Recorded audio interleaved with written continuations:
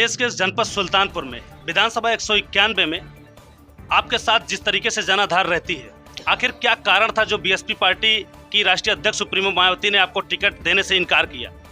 वो मुझसे 1,27,50,00,000 रुपये मांग रही थी। हमने कहा हम पैसा नहीं देंगे, हम पैसा दे करके वोट नहीं खरीदेंगे, हमारे पास जनाधार है, हम चुनाव लड़के जीतेंगे, इसलिए हम बसपा में न पैसा दिया न टिकट लिए। जानबूझ के हम टिकट नहीं लिए, पैसा मांगा जा रहा था, हमने न पैसा दिया न टिकट लिया।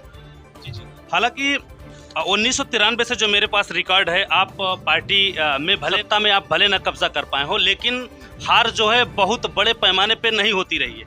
ये चीज़, यही रिकॉर्ड आपका डेटा बता रहा है। 2012 में लगभग आपको 60,000 वोट मिले थे, जिसमें एक मैक्सिमम मानक है मेरा 35,000 से आपकी हार हुई थी, जिसमें समाजवादी पार्टी के रामचंद्र चौधरी की जीत हुई थी। और वहीं दूसरी तरफ 2017 में एक बीजेपी मय के रूप में हो गया था, एक लहर की रूप का शब्द हम इस्तेमाल करें, जिसमें आपको 62,000 लगभग वोट आपको मिले थे और इसमें 25,000 से वोटों से आपकी हार हुई थी। तो ऐसे में ये माना जाना चाहिए कि जनाधार तो आपके साथ में थी, फिर भी बीएसपी पार्टी से आपको टिकट ना मिलना कैसे क्या? केवल पैसे का मामला था। जनाधार तो हमारे पास पहले भी था, आज भी है। मैं सत्ता में नहीं था तब भी मैं प्रमुख जितवाता रहा, चेयरमैन जितवाता रहा, ये प्रधान जितवाता रहा। ये हमारा जनाधार पहले भी था, सिर्फ मुझसे पैसा मांगा जा रहा था, हमने पैसा दिया नहीं। मैं जानबूझ के पैसा नहीं देना चाहता था कि हम वोट खरीद करके चुनाव नहीं लड़ना चाहते। जनता हमारे साथ है, पब्लिक हमारे साथ है, कार्यकर्ता हमारे साथ है, मैं उनके बलबूते पर चुनाव लड़ लूँगा। और माननीय राष्ट्रीय अध्यक्ष जी समाजवादी पार्टी श्री अखिलेश यादव जी हमारे जनाधार को देखते हुए मुझको टिकट दिए हैं। यही कार्यकर्ता, ये पब्लिक मुझको जिताएगी। जी, तो आपके राष्ट्रीय अध्यक्ष अखिलेश यादव जी के द्वारा क्या क्या घोषणा, कैसे क्या किन घोषणाओं के मुद्दों पर आप आने वाले समय में कार्यकाल अपना बिताने का काम करेंगे? उनका सबसे बड़ा घोषणा यह है कि 300 यूनिट बिजली फ्री देंगे, लैपटॉप देंगे, बेरोजगारी भत्ता देंगे, करीब 20 लाख IT में नौकरी देंगे। तमाम योजनाएं हैं और वो जो कहते हैं वो करते भी। ऐसा नहीं कभी उनका झूठा आश्वासन भाजपा वालों की तरह नहीं रहता है कि जुमलेबाजी नहीं करते। तमाम उनकी योजनाएं हैं, वो अभी घोषणा पत्र उनका बन करके आ रहा है। जिस दिन आ जाएगा हम आपके सामने दे देंगे, क्योंकि ये राष्ट्रीय अध्यक्ष का मामला है। घोषणा पत्र क्या देंगे वो हम तब तक नहीं कह सकते जब तक वो हमारे सामने नहीं आ जाए। स्टेट स्तर से जो मुद्दे हैं वो तो मान लीजिए आपके आदरणीय अखिलेश यादव जी द्वारा क्रियान्वयन होगा ही। आपके कुछ क्षेत्रीय मुद्दे भी रहेंगे, नौजवानों पर, बेरोजगारों पर, या और कुछ जैसे अपराध, बढ़ते हुए अपराधों पर? देखिए, इस सरकार में सबसे ज़्यादा तो बेरोजगारी बढ़ी है, किसानों का नुकसान हुआ है। किसान को जब रबी की बुवाई की स्थिति आई तो DAP नहीं मिली, जब सिंचाई की हुआ तो उनको यूरिया नहीं मिल रही, और उनका खेत जो फसल खड़ी हुई है उनके ये जो सांड, जो छुट्टे जानवर नुकसान कर दे रहे हैं। तो इस तरीके से किसानों को नुकसान हुआ, बेरोजगारों को नौकरी नहीं मिल रही है।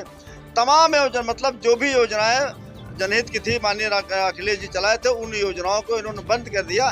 केवल ये 5 किलो राशन दे करके गुमराह कर रहे हैं। जैसे मछली को फंसाने के लिए केंचुआ लगाता है शिकारी, उसी तरीके से 5 किलो, वो भी केवल मार्च तक देंगे।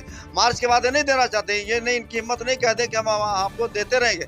ये मार्च तक, क्योंकि 8-10 मार्च को चुनाव समाप्त हो जाएगा, उसके बाद ये बंद कर देंगे। नेताजी, जो 35-37 साल का आपका ये राजनीतिक सफर रहा, इसमें इस समय समाजवादी से टिकट मिलने पर कैसे क्या आपको आश्रय देना चाहेंगे और किस तरीके से आप?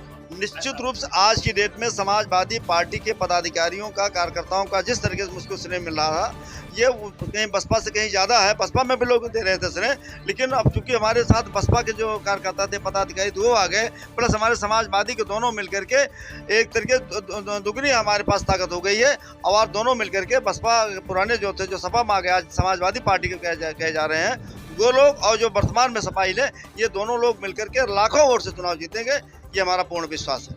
जैसे आप समाजवादी पार्टी में, हालांकि काफ़ी आपके साथ जनसैलाब तो रहता ही है, बहुत पिछले कई दशक वर्षों से आपके साथ रहा, लेकिन क्या इस सत्र में भी दलित जो वोट बैंक के रूप में है एक बड़े पैमाने पर, क्या दलित वोट वैसे ही मिलेगा जिस तरीके से आपको अन्य सरकार, यूँ कहें कि अन्य पार्टियों में आप रहते थे, मिलता था? नहीं, देखिए, दलित वोट हमें नहीं कहते कि हमको 100% मिलेगा, लेकिन निश्चित रूप से हमारा टारगेट है कि हम 50% तक ले लें। इसलिए जो दलित वोट है उसमें अन्य पार्टी तमाम लोग निर्दल भी लड़ते हैं, लेकिन हमारा प्रयास है कि सबसे ज़्यादा दलित वोट हम अपने फाले में लें। जो हमारे मूल वोट है सपा के, उनके साथ मिल करके हम अच्छा खासा टारगेट हमारा है। क्या आपका ये हम कहना चाहें कि आपकी मान्यता ये है कि 50% दलितों का वोट आपको मिल जाएगा तो आपकी जीत निश्चित रूप से 50% दलित का वोट मिल गया तो मैं 50,000 से चुनाव जीत जाऊंगा। एक रिकॉर्ड कायम करूंगा जो आज़ादी के बाद से कभी किसी को इतना वोट न मिला है न कभी आगे मिलने की उम्मीद है। आप अपने कार्यकाल में अर्थात जीतने के बाद अपने क्षेत्रवासियों के लिए एक नई सौगात के रूप में क्या देना चाहेंगे? जैसे एक निश्चित रूप से देखिए, हमारी मैं कभी घोषणा करके चुनाव नहीं लड़ता, हमने काम किया है। मैं दावे के साथ कहता हूं, मैं तो सारा रिकॉर्ड हमारे पास रखा हुआ।